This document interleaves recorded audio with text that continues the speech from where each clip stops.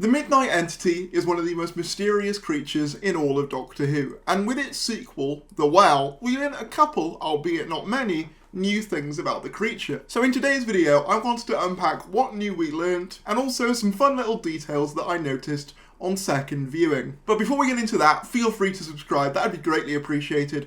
We're trying to get to 30,000 subscribers and we just reached 26,000. Thank you so much. Any support would be greatly appreciated, but let's dive right in. So for the avoidance of any confusion, I'm going to be referring to the creature as the Midnight Entity, mainly just because this is what the fandom has commonly referred to it as ever since the episode came out in 2008. However, I do want to note that the episode itself, The Well, simply refers to the creature as, quote, "it has no name," and is played by Paul Casey. So I guess another name we can call it if you want to is Paul. But for now, I'll stick with the Midnight Entity just so we all know where we're at. Number 1, the creature is implied to be immortal. What's interesting about this story is it takes place 400,000 years after the original Midnight. In Midnight, the planet Midnight, take a drink every time I say the word Midnight, was a diamond planet and kind of a tourist attraction for people to go and visit. 400,000 years later, wars have happened there, the diamonds have been extracted for profit, and only a few colonies remain.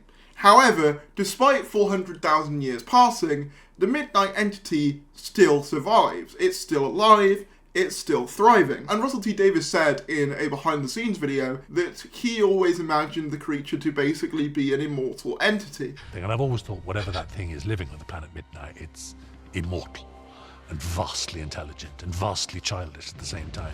This could also explain why the Midnight Entity survives even after being thrown back into the well by the captain at the end of the episode, because nothing can truly properly kill it. It may be incapacitated for a while, but it can never truly stay dead, or at least that's the implication. Number 2, it can hide behind people and use that as a tactic as well as possess them. One of the interesting things about The Well is the different things it shows the Midnight Entity doing from the original story. In the original, the Midnight Entity's main gimmick is mimicking people around it and learning from their speaking patterns and their mannerisms and the things they say in order to appear innocent and like they're not one of the people who are harbouring the entity. In this story, it takes a rather different approach where what it does is that it hides behind its prey and basically uses them as a host to kill anyone around them. It's also worth noting here that it's established that the way that it gains controls of its hosts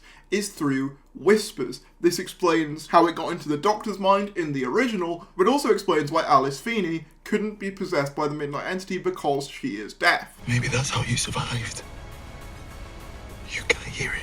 This could also be why the Midnight Entity chose to do this hiding strategy, as it was basically a secondary tactic when that one doesn't work. It's also implied through various pieces of media, including Doctor Who Unleashed, that the Midnight Entity evolved since its first appearance, implying that this new ability has come since the Doctor's original encounter with it, and that it can evolve throughout the ages. As a result of this new evolution, however, it does come with an apparent side effect, which is that it can't see itself, because if it does, it is behind itself. So this is a fun little twist, because in the episode, it's established that everyone on the base had smashed all the mirrors in it before they died. And the way the Doctor gets the Midnight Entity off of Alice, at least temporarily, is to use Mercury to reflect the Midnight Entity's own image back at it, thus making it behind itself, causing it to kind of freak out for a second. Now, I imagine that this weakness has developed since the original Midnight, because I don't believe there was any explicit implication that reflection would in any way harm the Midnight Entity. In fact, I would presume on a diamond planet, it was relatively used to being in reflective environments. Perhaps this is the result of it spending like thousands of years down a well in the dark, leading it to have an intolerance to reflection or light, perhaps, as we have yet to see the Midnight Entity really exist inside like a bright environment. Both the human colony and the shuttle in Midnight themselves are relatively dimly lit locations. We also know that one of its abilities is that it can use some sort of kinetic force as a method of strength. This kind of comes back to what I was saying earlier about it standing behind people and then discarding with the people around it, but this also explains why it was able to throw off the shuttle doors in the original Midnight is because one of its abilities seems to be some sort of telekinetic, kinetic force that can basically allow it to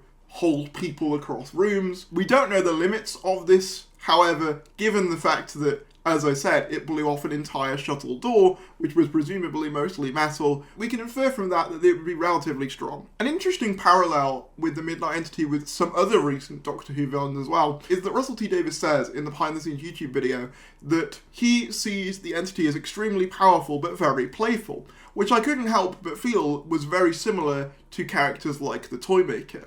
A being of such immense power and scale, but basically using it to play silly games and having a very childlike attitude. This also very much fits in with Midnight itself and the way that it talks and mimics things very much in the same way a child would. And I'm not saying necessarily that the Midnight Entity is a member of the Pantheon. I'd really rather it isn't, and that it is something completely unrelated. But I couldn't help but draw that comparison between the two. Both of those types of characters definitely play on the idea of turning childlike curiosity into something more sinister. One of the most interesting facets of the Midnight Entity, which is different from the original Midnight though, is that we learn that it has a physical form. Now I think this is probably the most controversial thing that we learn about the Midnight Entity, and it is important to note that we're never supposed to see it fully in the episode itself. But there was an on-screen prop for the Midnight Entity, according to Doctor Who Unleashed. So if you don't want to see that, look away now, but I'll show it on screen. This is, at least in this episode, what the Midnight Entity looked like on set. Now it's worth saying that this costume would have been designed to appear in shadow and stuff like that, so I'm not necessarily saying that this would be the final form of the Midnight Entity. Rather, it was something for the actors on the actual set to play off of. It's entirely possible that if the Midnight Entity came back, it would look nothing like this, either because this is more just meant for the actors than for us, the audience, as the character is still mostly obscured for a large majority of the episode, or because it evolved again as a result of the passage of time. Finally, and I think most interestingly, but also it makes a ton of sense if you watch the original Midnight, the Entity knows the Doctor's name. We find this out through the scene where the Doctor is directly addressing the Midnight Entity, where it looks into it and says, "It knows my name." It knows my name. This makes sense because the Midnight Entity spends an extended period of time inhabiting the Doctor's body and mind, and therefore it would make sense for it to learn details and secrets about him. After all, in Midnight itself, the Doctor talks to it about the TARDIS, Donna Noble, Martha Jones, Rose Tyler. So it's completely logical to me that once it had completely inhabited the Doctor, it would also learn the details of the Doctor as a person and his true identity. It's also interesting because similarly to the Not Things in Wild Blue Yonder, the Midnight Entity also wants to escape from the planet Midnight and cause chaos across the universe. What's interesting about the Midnight Entity here though is that it actually succeeds. You know, it ostensibly does manage to get out of that well and onto a ship, and maybe will end up causing chaos in the future. But that's also an interesting parallel between a very similar type of monster, which makes me wonder if they're connected in any way. Another quick Easter egg I just wanted to point out that I think is really cool.